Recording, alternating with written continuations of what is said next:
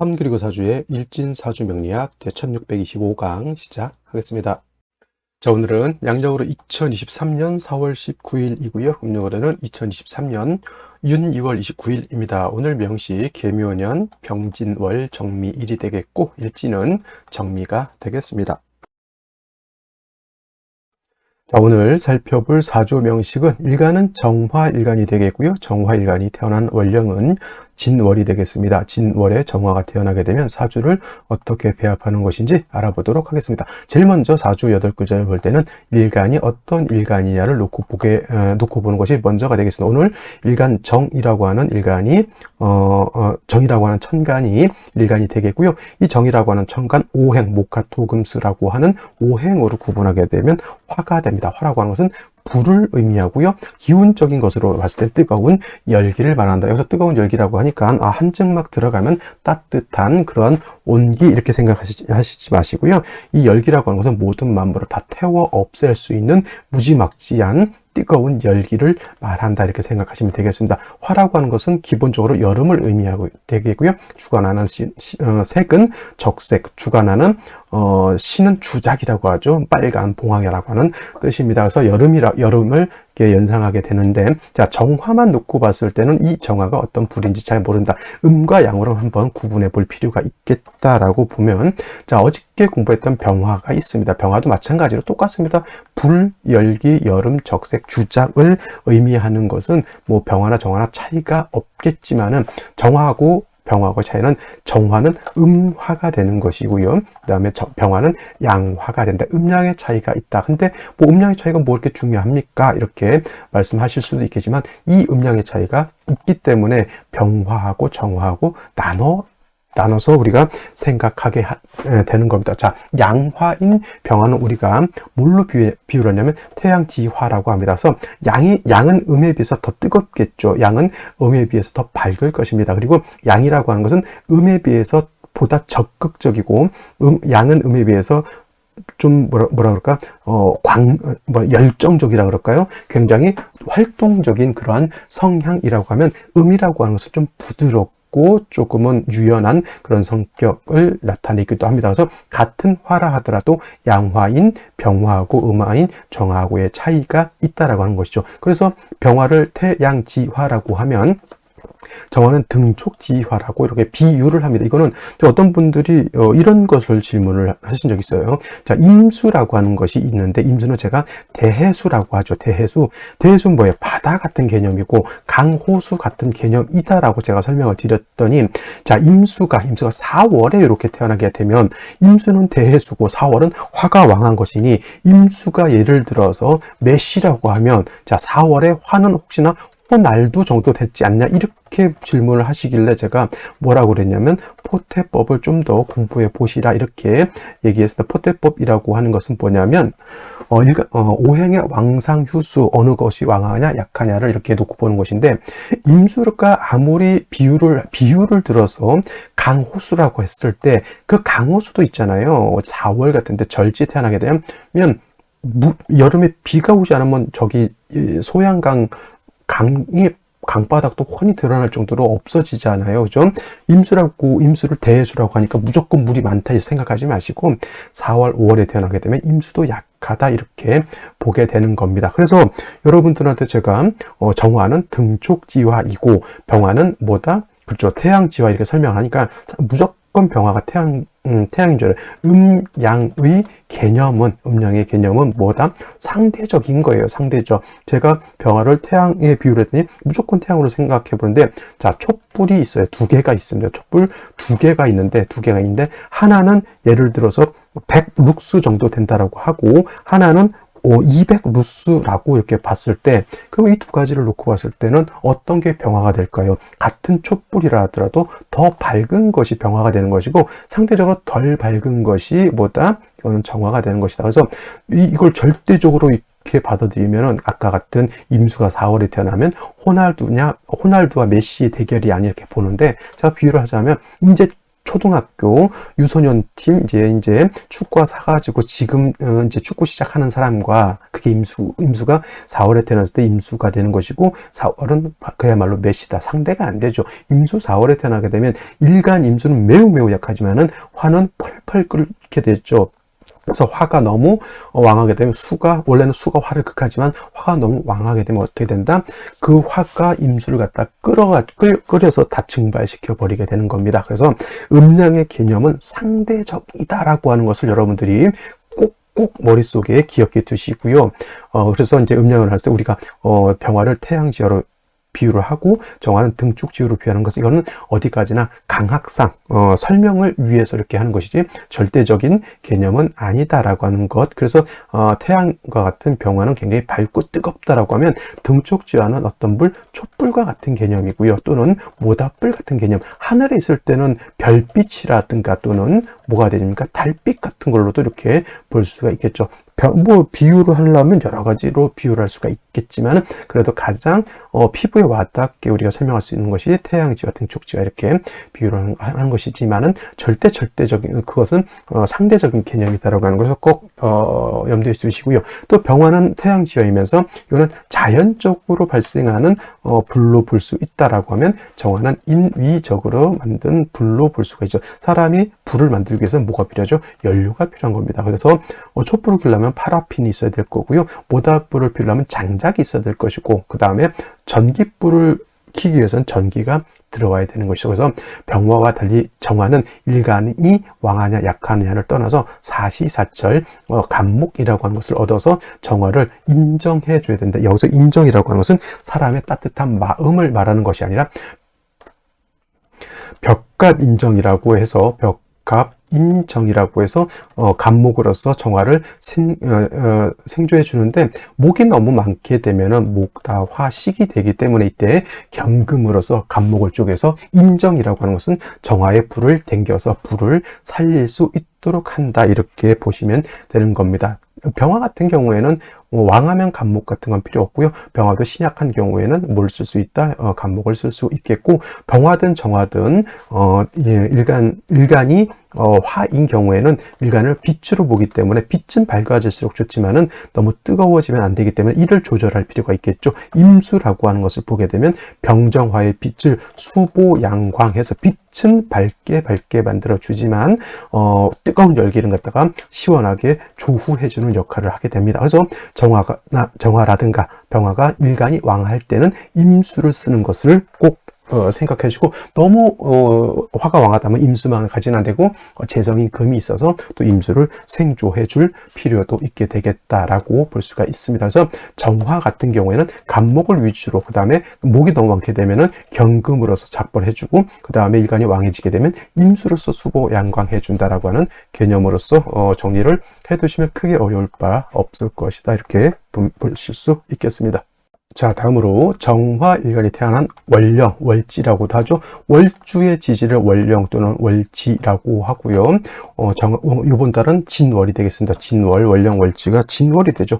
이거 굉장히 중요한 개념입니다. 일간 다음으로 중요한 것이 바로 이 월령 또는 월지라고 하고요. 이 월령, 월지가 왜 중요하냐? 계절의 의미를 내포하고 있고 이 계절 안에는 어떤 개념? 왕쇠와 한열의 개념을 가지고 있습니다. 여름은 뜨겁고요. 겨울은 춥습니다. 그리고 봄은 따뜻하고요.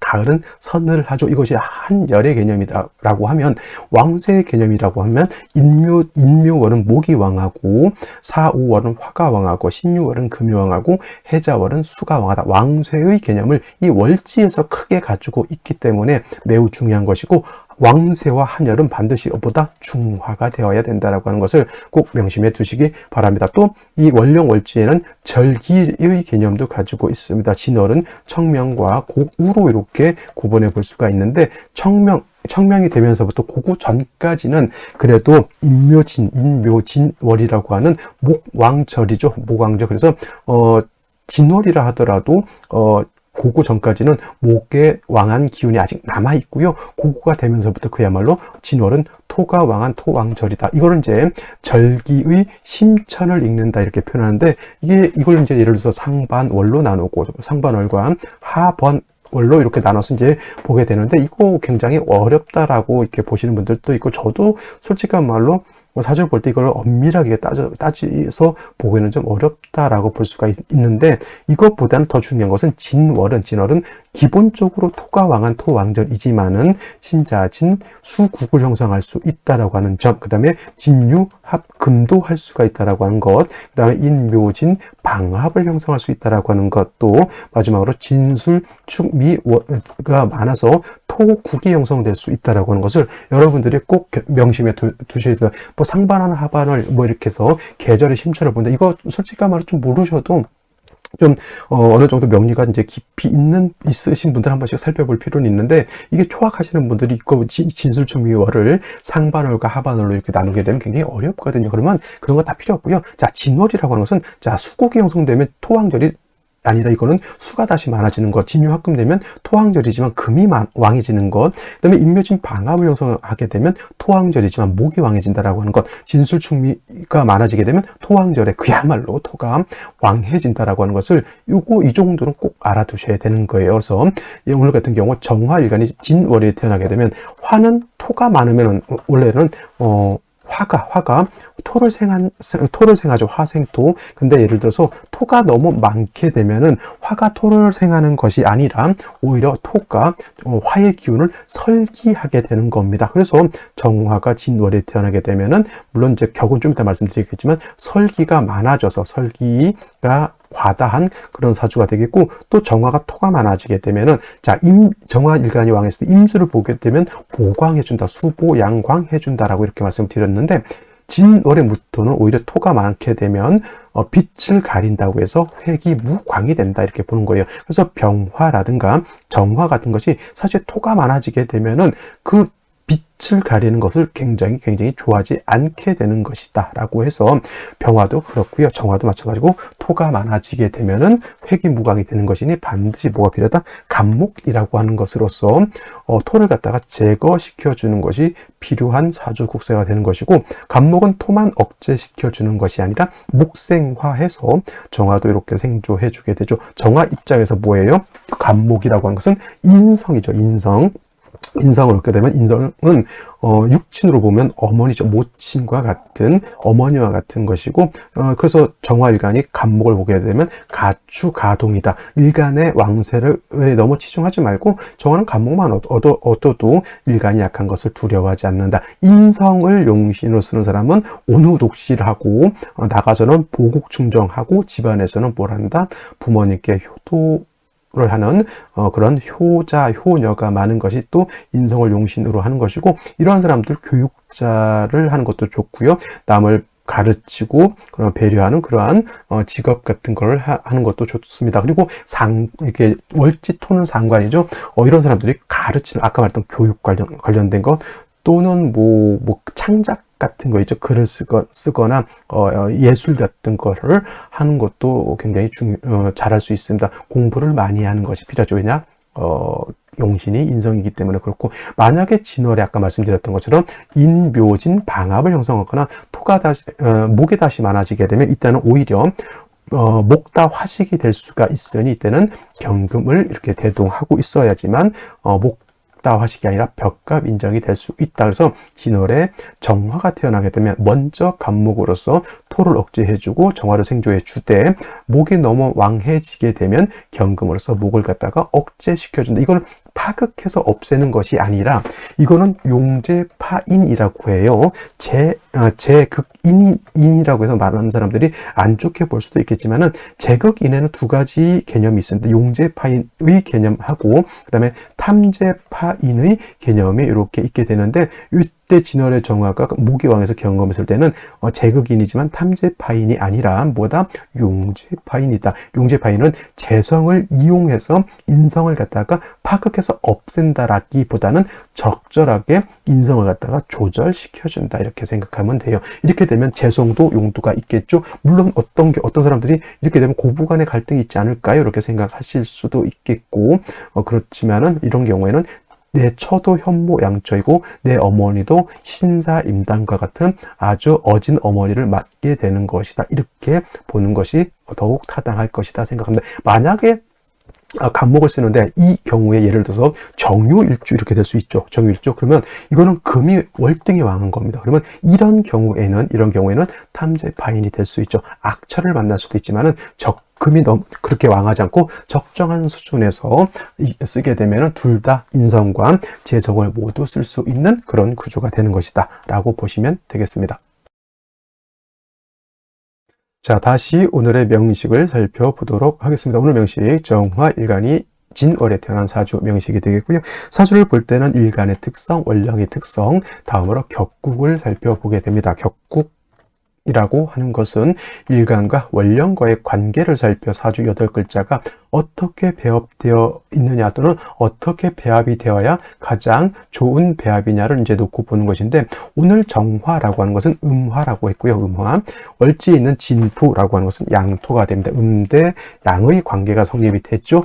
화생토라고 했습니다. 정화가 월지에 있는 토를 생하는 관계가 있으니 내가 생하는 것이죠. 아생자라고도 표현하고요. 내가 생한다고 해서 아생자는 식상이라고 합니다. 식상은 달리 식신과 상관으로 이렇게 구분해 볼 수가 있는데, 식신이라고 하는 것은 뭡니까? 일간과 식상과의 관계가 양대양 또는 음대음이 되면 이건 식신이 되는 것이고요.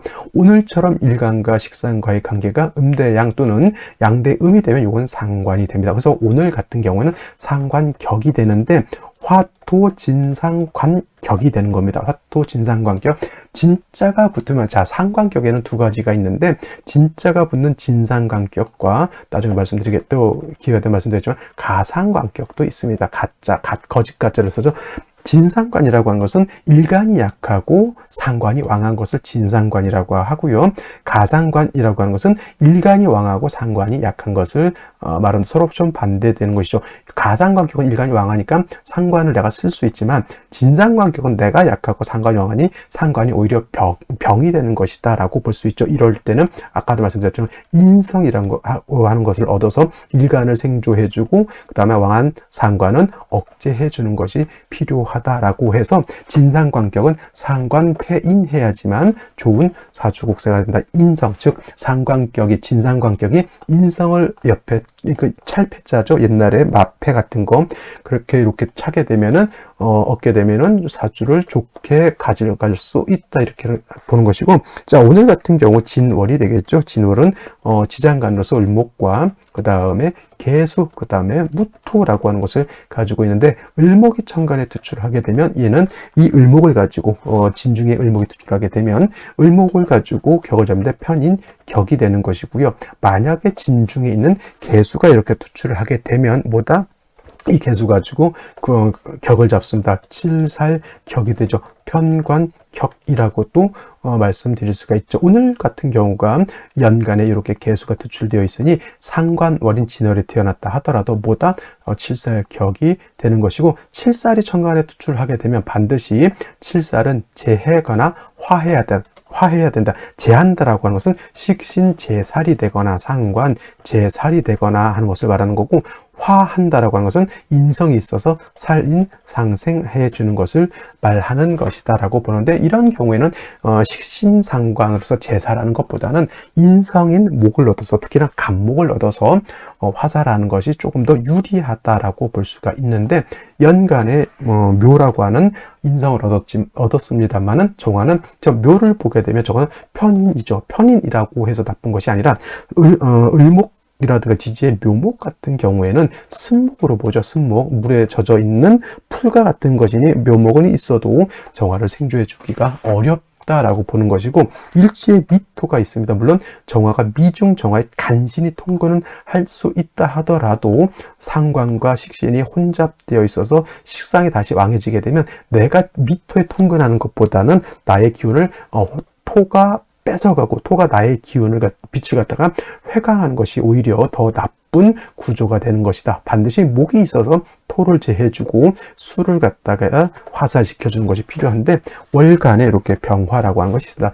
겁재죠. 이런 경우에는 일간 정화가 약할 때 겁재 병화를 보는 것은 나쁘지 않다. 많은 분들이 정화가 병화를 보면 무조건 안 좋다 이렇게 보시는 분들도 있는데, 정화일간이 약할 때는 병화를 보면 도움을 받게 얻게 되겠고요. 정화일간이 왕할 때는 병화를 보면 그때는 뭘로 본다? 빛을 빼앗기는 탈광으로 본다. 낮에 나온 반달 같은 개념으로 보시면 되겠습니다만은, 오늘 같은 경우는 정화가 이 묘의 생을 받아서 정화 살기는 어렵고요. 개수가 나를 좀 공격하는 입장에서 겁재인 병화는 나한테 도움을 주는 그런 구조가 되는 것이나, 그래도 뭘 얻어야 된다? 정인인 간목을 얻는 것이 필요하다. 정인인 간목이 없다면 지지로 인목이라도 얻는 것이 좋겠고, 그렇지 않으면 뭐다 하다못해 오화라도 얻어서 정화가 뿌리라도 얻는 것이 매우 필요한 구조가 되겠다라고 보시면서 생시 알아보도록 하겠습니다.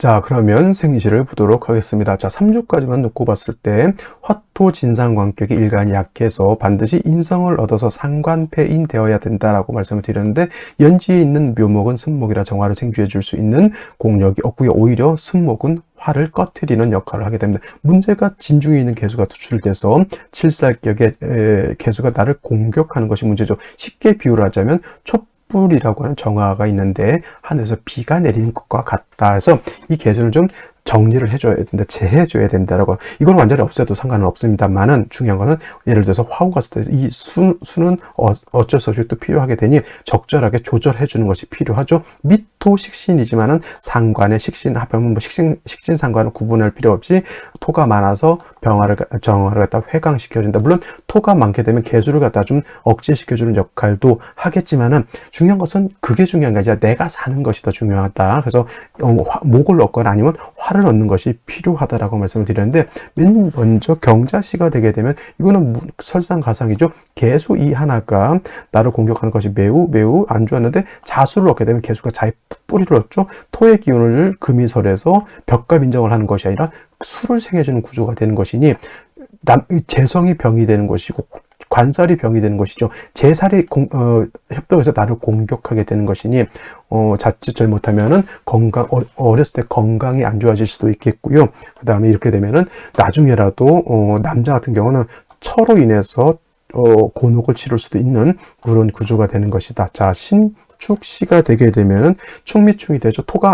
토는 충하게 되면 토가 약해지는 것이 아니라 토가 더 왕해진다라고 볼 수 있죠. 충미충, 그러면 토가 많아지게 되면 정화의 빛을 더욱 뭐랄 수 있다, 회강할 수 있고, 정화의 기운을 갖다 너무 뺏어가 버리죠. 간목이 있었으면 좋았을 텐데 복은 없고, 병화도 마찬가지로 물론 진월의 병화가 오양이 진기돼서 뭐 내적으로 힘이 있다 손 치더라도 이 정도 되게 되면 병화도 회강되는 것은 똑같고요. 개수가 병화를 공격하는 것도 똑같다, 이렇게 보시면 되겠습니다. 임민시가 되면 천간에 임수가 투출되어 있기 때문에 뭐 관살혼잡이다 이렇게 보실 수도 있지만, 솔직한 말로 이건 뭐 관살혼잡이 크게 의미는 없습니다. 어차피 관살도 그렇게 세력을 얻지 못했기 때문에 인목을 얻어서 정화가 생을 얻죠. 목생화하고 병정화가 여기 통근도 가능하다라고 볼 수가 있겠습니다. 자, 이렇게 되게 되면은 뭐가 이제 어떻게 되냐면, 화운 가게 되면 수기가 좀 부족한 것이 문제가 되겠고요. 금수운 가게 되면 오히려 이제 그때는 상대적으로 또 일간 화가 약해지는 것이 좀 문제가 됩니다. 그래서 뭐 이민씨가 인목을 얻은 것은 좋지만은 뭐가 문제다? 이거는 대운에 문제가 있는 것이다. 대운에서. 그래서 어느 쪽으로 가도 크게 발전하기는 좀 어렵지 않을까. 그래도 내가 봤을 때는 금수운으로 가는 것이 좋겠고요. 개묘시 같은 경우에는 연간에 있는 개수도 문제가 되는데, 시의 개수가 투출하게 되면 이거는 정화일간이 매우 성격이 예민해지고 까탈스러워지죠. 묘미 한몫한다 하더라도 크게 도움을 받지는 못할 것이다. 차라리 그냥 갑진시 이렇게 되게 되면, 토가 많다 하더라도 간목이 묘에 다 통근하죠. 목이 굉장히 이건 왕해지는 거예요. 이거 자칫 잘못하면 이것도 어떻게 보면은 목다화식이 될 수도 있는 구조인데, 화가 있으면은 그렇게까지 목다화식은 되지 않을 것으로 이렇게 보게 되겠고요. 이것도 뭐 화운보다는 뭐 금수운으로 가는 것이 조금은 좋다 손 치더라도 역시나 썩 그렇게 기게끔 좋은 구조는 아니다라고 보시면 되겠습니다. 병호시 같은 경우는 반대로 이제 수기가 부족한 오미합화에 병정화가 이렇게 세 개가 투출되면, 반대로 오히려 이건 수기가 약한 구조가 되는 것이니, 이거는 물론 어디로 가야 된다? 금수운으로 가는 것이 좋을 것이다 라고 볼 수가 있겠습니다. 차라리 그냥 이렇게 일간을 좀 세게 만들어 놓고요. 금수운으로 가서 좀 그래도 크게 좀 발전할 수 있는 생시를 얻는 게 좋지. 이민계묘 이런 식으로 해서 조금 뭐라 그럴까, 뭐 이래도 그냥 그 정도, 저래도 그냥 그 정도 이렇게 뜨뜻미지근한 생시보다는 아싸리 한쪽을 갖다가 키우고 대운에서 받아먹는 그러한 구조였으면 차라리 좋을 것이다 라고 보시면 되겠고요. 무신시가 되면은 진월에 무토 토출했으면 화토 진상관계에 인성이 부족한 상태에서 금은 토의 기운을 살아서 관을 생각하게 되겠고, 더 중요한 것은 진월에 무토 토출하게 되면 이거는 반드시 병화의 빛을 회기무광해서 일간 정화의 기운을 굉장히 과설한다. 그러면 운을 어디로 가야 돼요? 목화운으로 가야 되겠죠. 남자로 태어나면 목화운이 20년, 25세부터는 금수운이 되니 좋지 못할 것이고, 여자로 태어나게 되면 30년간 화운이긴 하지만은 무호의 무토, 기미의 기토 이렇게 들어오게 되면 역시나 설기 과다다. 여자로 태어나도 결국 정사 무호 정도밖에는 좋은 운이 있다 없다. 그래서 신은 오늘 같은 경우는, 저 같은 경우 남녀 불문 병모시를 선택하는 것이 가장 바람직하지 않을까 이렇게 생각을 해보게 됩니다. 이렇게 되게 되면 성격 굉장히 급하고 와일드, 여자 같으면 말괄량이 삐삐 같은 그러한 성격의 소유자가 될 수 있다 정도 말씀을 드리고요. 오늘은 여기까지 설명드리고 내일 또 찾아뵙도록 하겠습니다. 감사합니다.